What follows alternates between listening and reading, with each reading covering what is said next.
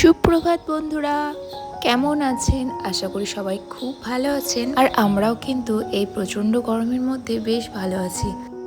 আগের দিনকে সারা দিনে অনেকটাই বৃষ্টি হয়েছিল, মানে ওই সকাল থেকে শুরু করে মোটামুটি ওই রাত্রি অবধি বেশ ভালোই বৃষ্টি হয়েছিল। এই জন্য কিন্তু আজকে বেশ ঠান্ডা আছে।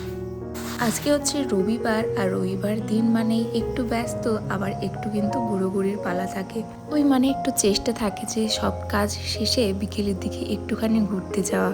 ওই যতই আগের দিন মানে শনিবারের দিন যতই কাজগুলো করে থাকি না কেন, রবিবারের দিন এসে ঠিক ওই যে কাজগুলো কিন্তু আবারও এসেই যায়, মানে অনেকগুলো কাজ কিন্তু আবারও হয়েই যায়। আগের দিন অনেকটা বৃষ্টি হয়েছিল, আর আজকে কিন্তু ওয়েদারটা সকাল থেকেই বেশ, আর আজকে উঠতেও না অনেকটাই লেট হয়ে গেছে। মোটামুটি ওই যে 6:45 যখন বাজছিল তখনই কিন্তু, আর তারপরেই কিন্তু সোজাসুজি এই যে পাশের ঘরটায় চলে এসেছি। কারণ ওই ঘরে ছেলে যেহেতু ঘুমিয়ে থাকে, তো সেই জন্য কিন্তু সকালবেলায় সরাসরি কিন্তু বিছানা কিছুই তোলা হয় না, আর সেটা আপনাদের সাথে সেভাবে শেয়ারও করি না। ছেলে মোটামুটি ওই 9টা নাগাদ অবধি ওঠে, তো সেই জন্য কিন্তু ওই ঘরটাতে আমি খুব ধীরে সুস্থে উঠে এসে তারপরেই কিন্তু এই ঘরের কাজগুলো আগে সেরে নিই। মানে ওই বিছানাটাকে একটু টান টান করে সমান করে পাতা, তারপরে বেড ঝাড়ু দিয়ে একটু সমান করে দেওয়া, আর তারপরে কিন্তু এই যে ঘর টরগুলো একটু ভালো করে ক্লিন করে ঝাড়ু টাড়ু দিয়ে মুছে নেওয়া। আর তারপর তো ছেলে ওই মোটামুটি 9টা নাগাদ উঠেই পড়ে, আর তখন কিন্তু কিছুটা সময় ওকে দেওয়ার মতো থাকে। আজকে যেহেতু মোটামুটি ওই 6:45 নাগাদ উঠেছি, আর সেই কারণে কিন্তু অনেকটাই বেলাও হয়ে গেছে, মানে বাইরে কিন্তু প্রচুর প্রচুর রোদ উঠে পড়েছে। আর আজকের এই রবিবারের রোদ্দুর দেখে না মনে হচ্ছে যেন প্রচুর গরম পড়বে হয়তো বিকেলের দিকে। কারণ ওই যে বেশিরভাগ দিনই দেখা যায় যে সকাল থেকে যদি অনেক প্রচুর পরিমাণে রোদ উঠে যায়, তাহলে কিন্তু ওই তাপটা না বিকেলের দিকে বেশি বসে। তারপরে কিন্তু ওঠার পরে সরাসরি এই যে কাজে হাত দিয়ে দিয়েছি। আর ওদিকে শ্রেয়ানের বাবার যেহেতু সকালবেলায় একটু কাজ রয়েছে, ওই চাটা মোটামুটি বানাবো, চা বানিয়ে দিয়ে তারপরেই কিন্তু কাজে চলে যাবে। আমি একটুখানি আগে যেহেতু উঠে পড়েছি, সেই কারণে কিন্তু ঘরটা ভালো করে সব ক্লিন করে নিচ্ছি। ওই যে ঝাড়ু টাড়ু সব দিয়ে দিলাম, দুটো ঘর দিয়ে আবার কিচেনটা দিয়েও ভালো করে একটু ঘরটাকে ঝাড়ু দিয়ে নিলাম, আর এখন কিন্তু ভালো করে মুছে নিচ্ছি। আর আজকে যেহেতু রবিবার, কিছু একটা তো দুপুরবেলাতে স্পেশাল কিছু বানানোই যায়, আর সেই জন্য ভেবেছি আজকে একটু চিকেন বিরিয়ানি বানাবো। তবে জানেন তো, ঘরে কিন্তু আগের দিনকে চিকেনটা নিয়ে আনাই হয়নি, তো আজকে কিন্তু আমাকে যেতে হবে। আর এই কমপ্লেক্সে চিকেন আনতে আনতে মোটামুটি দোকানে খুলতে খুলতে 10টা বেজে যায়, আর আমাকে যেতে হবে কিন্তু মোটামুটি ওই যে 10:30টার পরে। কারণ ওরা ওই যে দোকান খুলবে, তারপরে দোকান খোলার পরে ওই সমস্ত কিছু দোকানের ঠিকঠাক করবে, আর সমস্ত কিছু গোছাতে গোছাতে ওদের মোটামুটি আরও আধ ঘন্টা টাইম লাগে। সেই জন্য কোনো দিন হয়তো 11টার দিকে যায়, আবার কোনো দিন কিন্তু মোটামুটি 10:30টার দিকে যায়।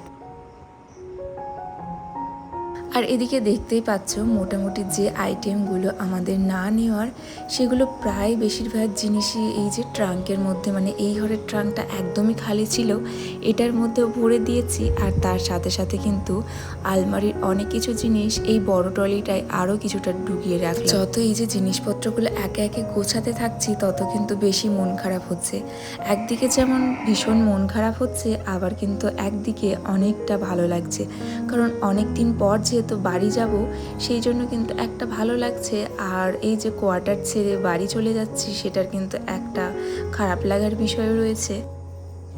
তো সব মিলিয়ে কিন্তু এই যে খারাপ লাগা ভালো লাগা দু রকমই ব্যাপার রয়েছে। শুধুমাত্র ডেলি নিডসের থালা বাসন আর ওই যে কিছুটা খাবার আইটেম বাদে বাকি সমস্ত কিছু কিন্তু সব কিছুই ভরে রাখছে। আর এদিকে দেখো আমার ছেলেও কিন্তু উঠে পড়েছে, আর মশারির মধ্যেই একা একাই খেলা করছে। আর এই যে পাশের রুমটারও কিন্তু অনেক কিছুই আগে থেকেই গুছিয়ে রেখেছি, শুধুমাত্র এই যে আলমারির কয়েকটা কিছু জিনিস রয়েছে, সেগুলোই কিন্তু একে একে গুছিয়ে নেব, আর যত তাড়াতাড়ি সম্ভব একে একে গুছিয়ে নেব। এদিকে দেখো ভাতটাকেও বানিয়ে রেখেছিলাম, আর এখন কিন্তু এই যে স্নান ধান কমপ্লিট করে চলে এলাম, আর এই একেবারে রেডি হয়ে গেলাম স্নান ধান করে, কারণ একটু যাব হচ্ছে কমপ্লেক্সে, আর কমপ্লেক্স থেকে একটু কিন্তু চিকেন নিয়ে। 2 দিন আগে গিয়েছিলাম একটু এখানকার ওই যে হাট বসে, সেই বাজারে গিয়েছিলাম। আর জানেন তো, এখানে এসে এই প্রথমবারই না হাটে যাওয়া হয়েছে।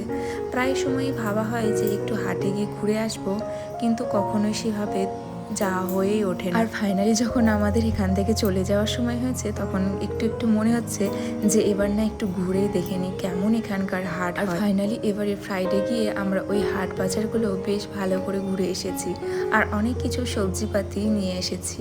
আর জানেন তো, লোকালের তুলনায় ওখানে অনেকটা কম দামে পাওয়া গিয়েছে অনেক কিছু সবজিপাতি।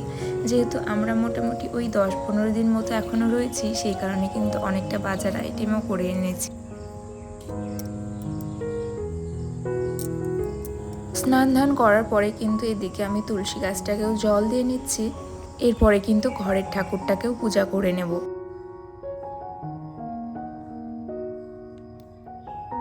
একবারে রেডি হয়ে কিন্তু ঘরের ঠাকুরটাকেও পুজো দিয়ে নিলাম, আর এখন কিন্তু একটু যাব হচ্ছে বাজারের দিকে।